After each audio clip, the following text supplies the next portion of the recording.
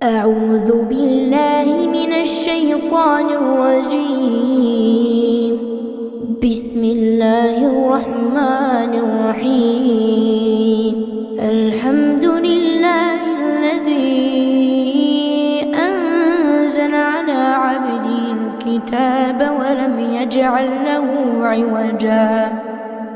قيما لينذر بأسا شديدا من لدنه ويبشر المؤمنين الذين يعملون الصالحات أن لهم أجرا حسنا ماكثين فيه أبدا وينذر الذين قالوا اتخذ الله ولدا ما لهم به من علم ولا لآبائهم كبرت كلمة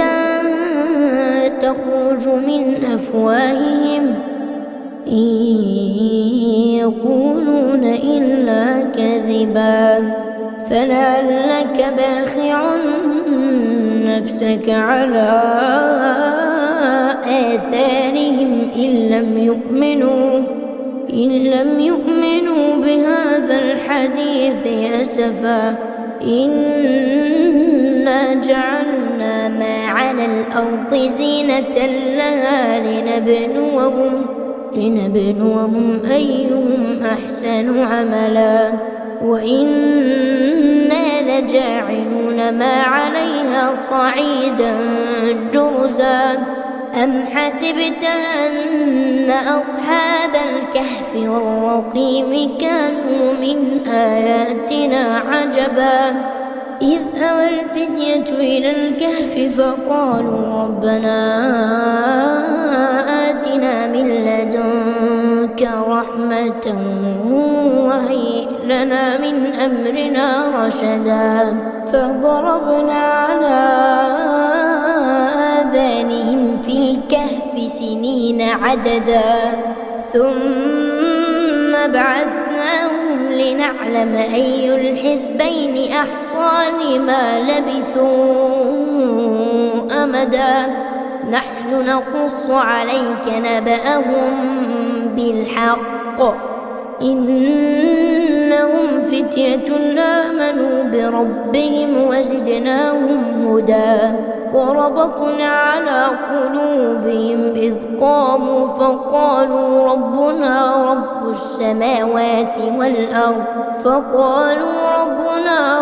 السماوات والأرض لن ندعو من دونه إلها لقد قلنا إذا شططا هؤلاء قوم اتخذوا من دونه آلهة لولا يأتون عليهم بسلطان بين فمن أظلم ممن افترى على الله كذبا وإذ اعتزلتموهم وما يعبدون إلا الله فأووا إلى الكهف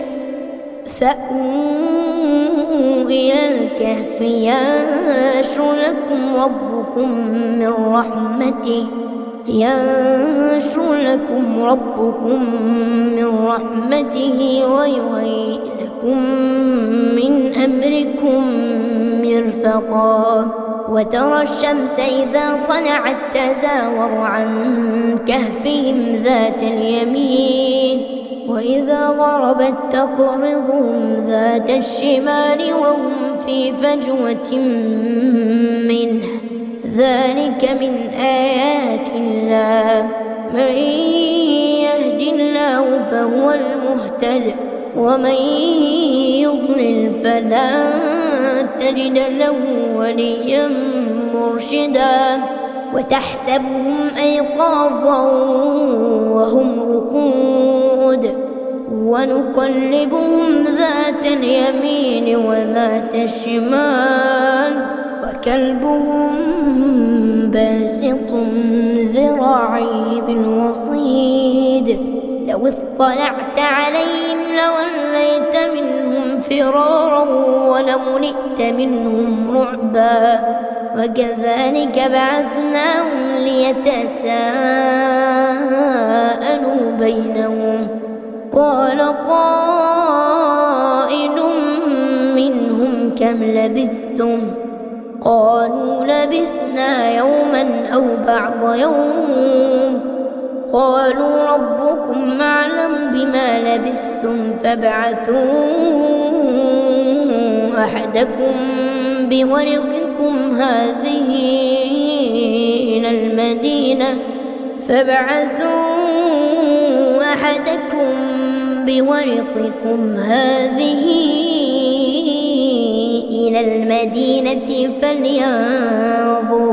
فلينظر أيها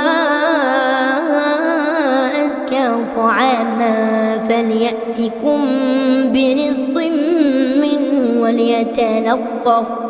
فليأتكم برزق منه وليتلطف ولا يشعرن بكم أحدا إنهم إن يظهروا عليكم يرجموكم أو يعيدوكم في ملتهم ولن تفلحوا إذا أبدا وكذلك أعثرنا عليهم ليعلموا أن وعد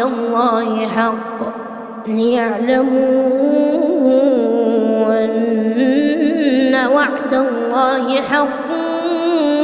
وأن الساعة لا ريب فيها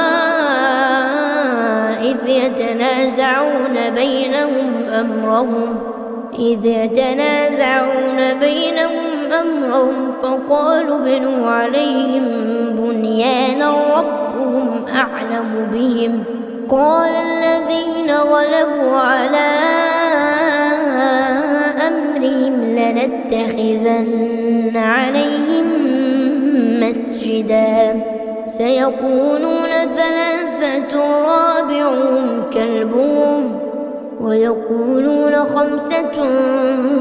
سادسهم كلبهم رجما بالغيب ويقولون سبعة وثامنهم كلبهم قل ربي أعلم بعدتهم ما يعلمهم إلا قليل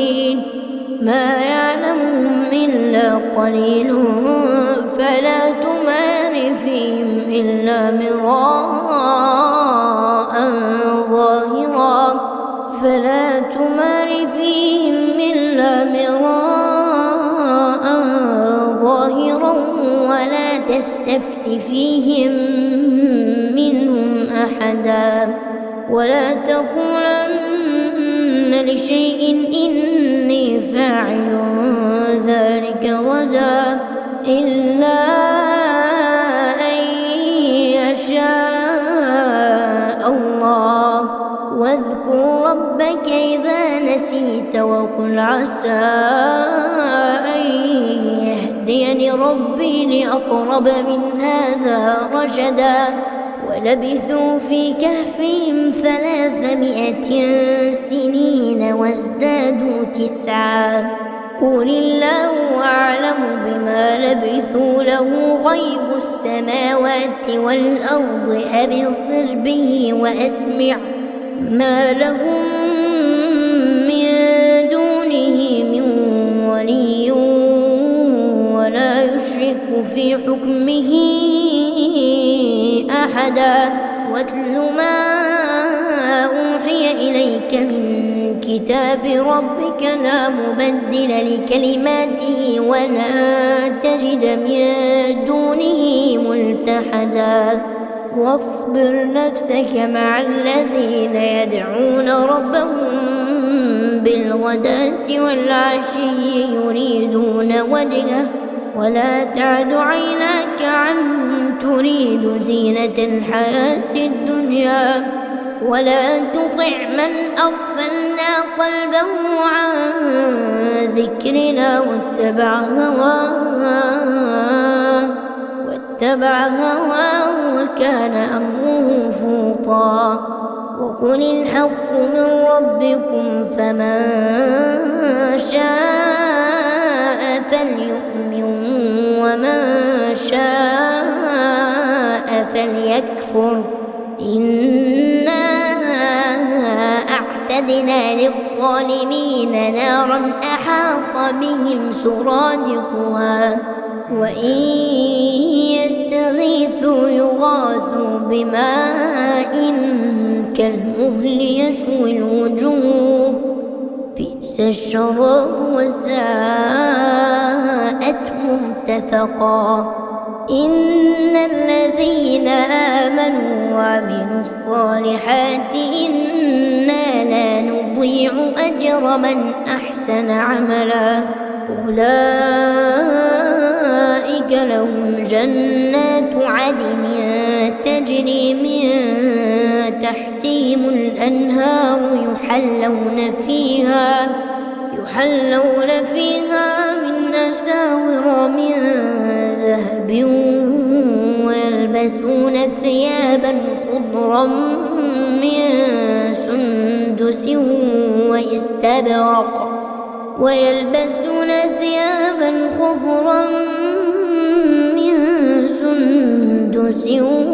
واستبرق متكئين فيها على الأرائك نعم الثواب وحسنت مرتفقا. واضرب لهم مثل الرجلين جعلنا لأحدهما جنتين من أعناب وحففناهما بنخل وجعلنا بينهما زرعا. كلتا الجنتين آتت أكلها ولم تظلم منه شيئا وفجرنا خلالهما نهرا. وكان له ثمر فقال لصاحبه وهو يحاوره أنا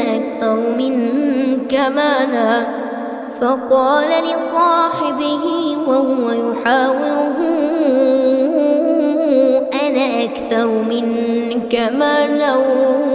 وأعز نفرا. ودخل جنته وهو ظالم لنفسه قال ما أظن أن تبيد هذه أبدا وما أظن الساعة قائمة ولئن رددت إلى ربي لأجدن خيرا منها منقلبا.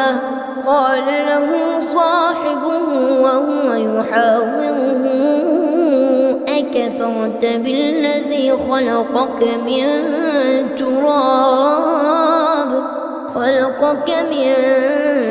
تراب ثم من نطفة ثم سواك رجلا لكن هو الله ربي ولا أشرك بربي أحدا. ولولا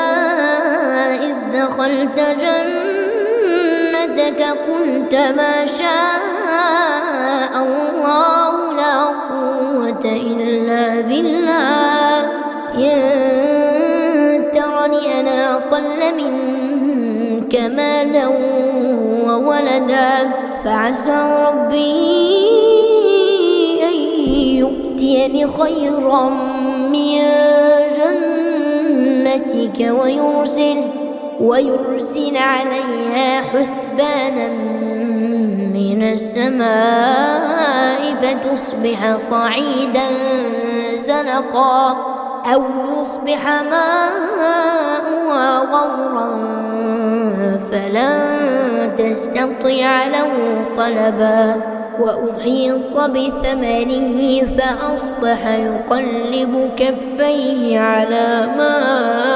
أنفق فيها وهي خاوية على عروشها ويقول يا ليتني لم أشرك بربي أحدا ولم تكن له فئة ينصرونه من دون الله وما كان منتصرا هنالك الولاية لله الحق هو خير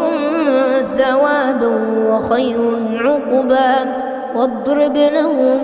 مثل الحياة الدنيا كماء أنزلناه من السماء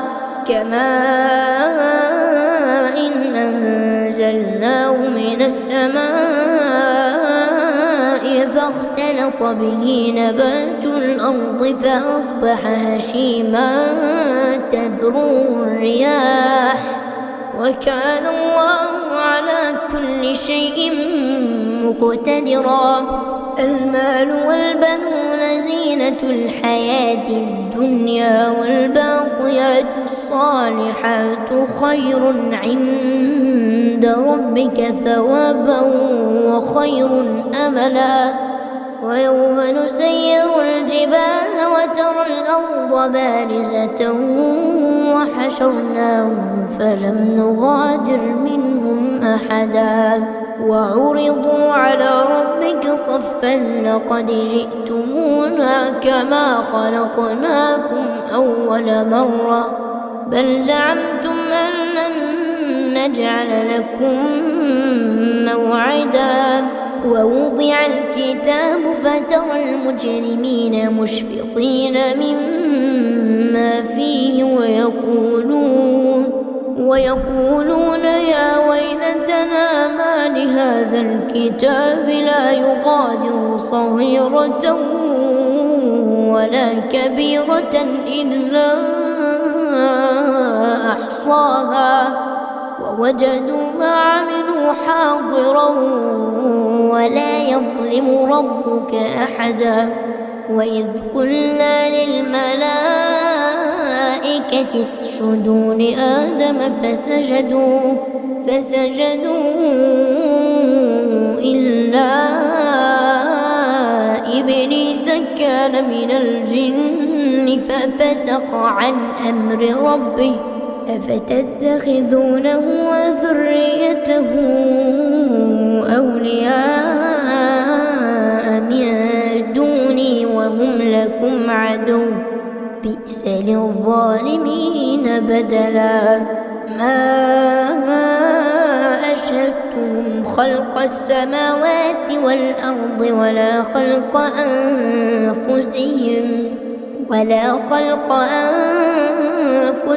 وما كنت متخذ المضلين عضدا ويوم يقول نادوا شركائي الذين زعمتم فدعوهم فلم يستجيبوا لهم وجعلنا بينهم موبقا ورأى المجرمون النار فظنوا أنهم مواقعوها ولم يجدوا عنها مصرفا ولقد صرفنا في هذا القرآن للناس من كل مثل وكان الإنسان أكثر شيء جدلا وما منع الناس أن يؤمنوا إذ جاءهم الهدى ويستغفروا ربهم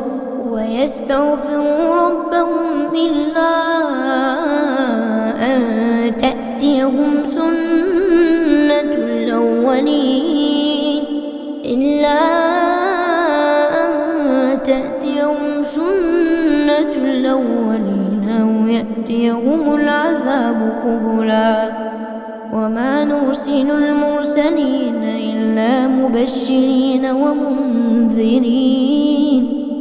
ويجادل الذين كفروا بالباطل ليدحضوا به الحق واتخذوا آياتي وما أنذروا هزوا ومن أظلم ممن ذكر بآيات ربه فأعرض عنها ونسي ما قدمت يداه إنا جعلنا على قلوبهم أكنة أن يفقهوه وفي آذانهم وقرا وإن تدعوهم إلى الهدى فلن يهتدوا إذا أبدا وربك الغفور ذو الرحمة لو يؤاخذهم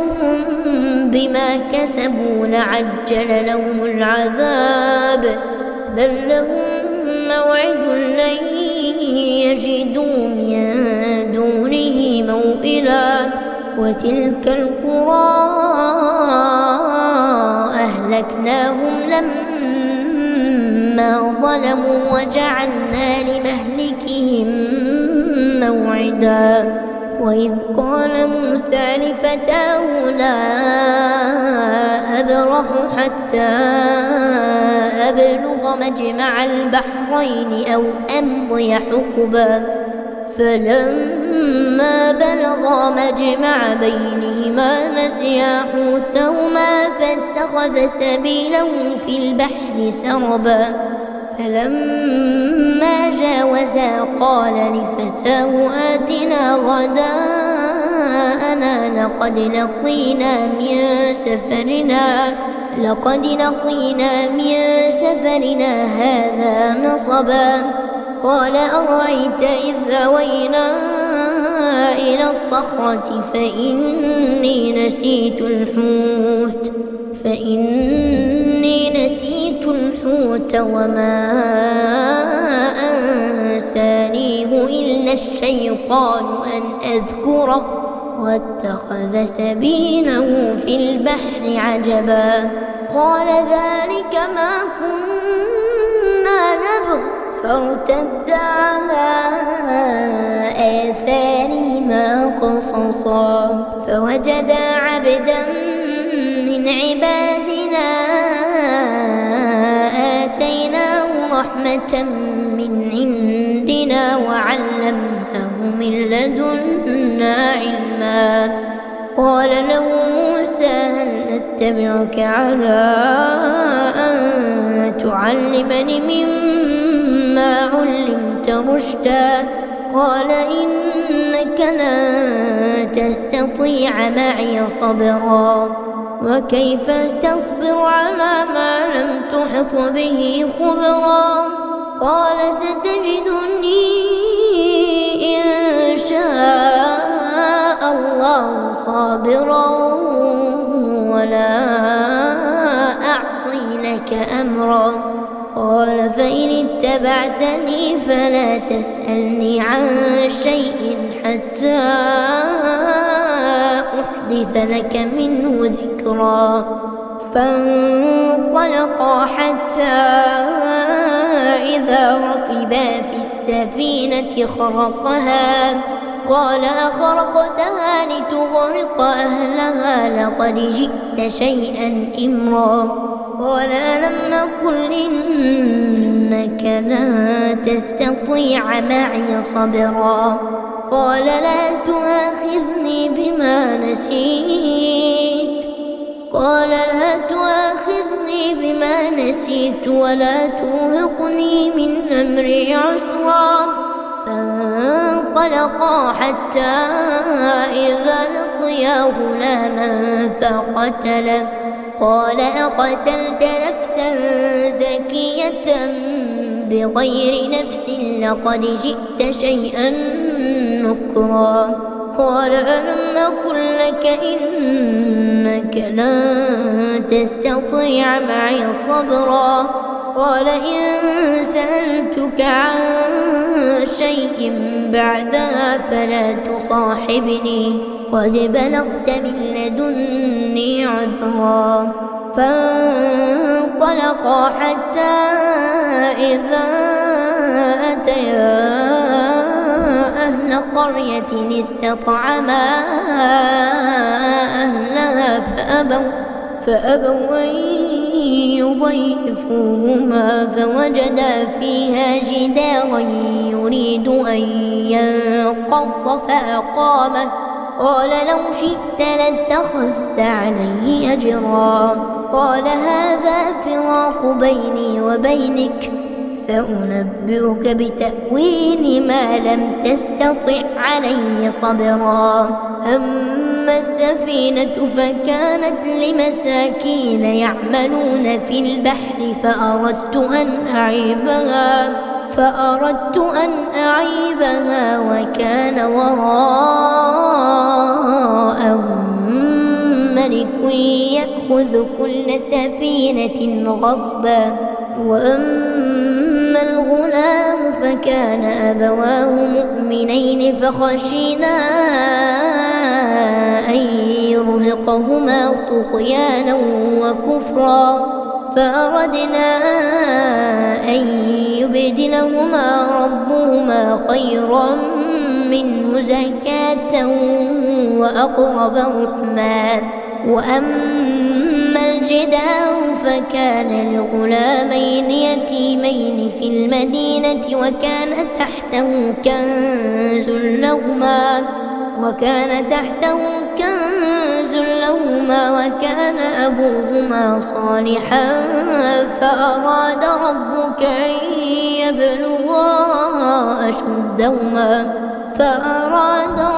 أن يبلغا أشدهما ويستخرجا كنزهما رحمة من ربك وما فعلته عن أمري، ذلك تأويل ما لم تسطع عليه صبرا. ويسألونك عن ذي القرنين قل سأتلو عليكم منه ذكرا. إنا مكنا له في الأرض وآتيناه من كل شيء سببا فأتبع سببا حتى إذا بلغ مغرب الشمس وجدها تغرب في عين حمئة ووجد عندها قوما. قلنا يا ذا القرنين إما أن تعذب وإما أن تتخذ فيهم حسنا. قال أما من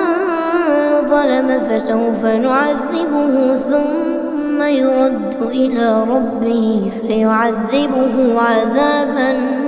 نكرا. وأما من آمن وعمل صالحا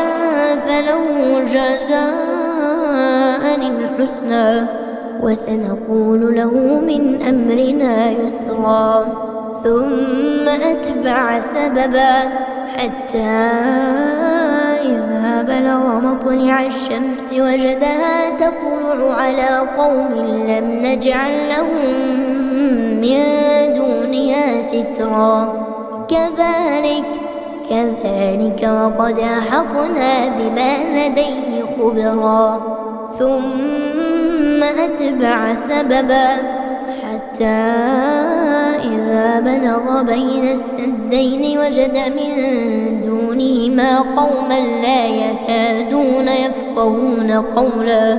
قالوا يا ذا القرنين إن يأجوج ومأجوج مفسدون في الأرض فهل نجعل لك خرجا على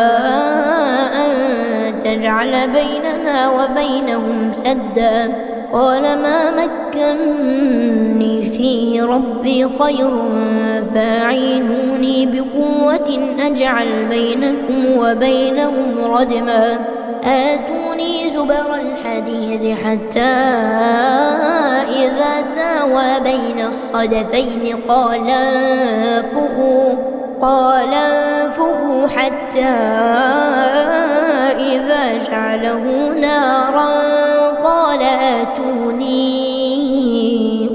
أفرغ عليه قطرا فما استطاعوا أن يظهروه وما استطاعوا له نقبا قال هذا رحمة من ربي فإذا جاء وعد ربي جعله دكاء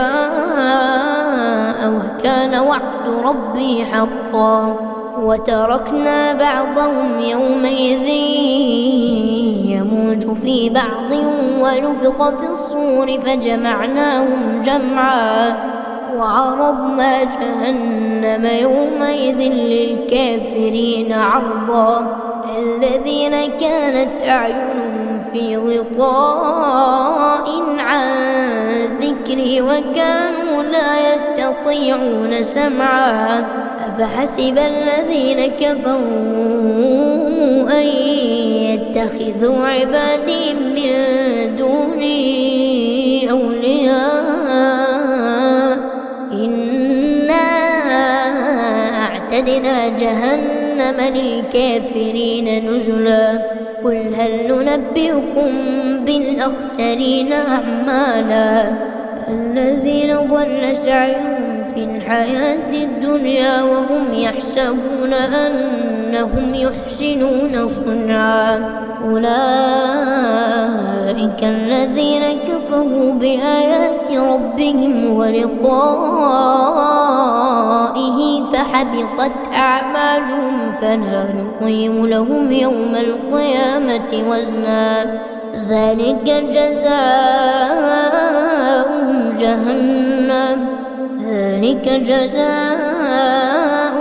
جهنم بما كفروا واتخذوا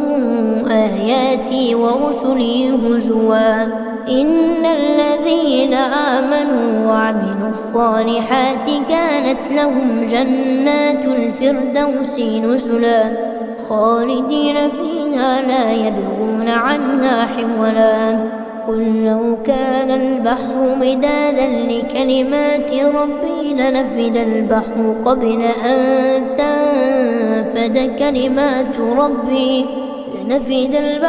قبل أن تنفد كلمات ربي ولو جئنا بمثله مددا قل إنما أنا بشر مثلكم يوحى إلي أنما إلهكم إله واحد فمن كان يرجو لقاء ربه فليعمل عملا صالحا ولا يشرك بعبادة ربه أحدا.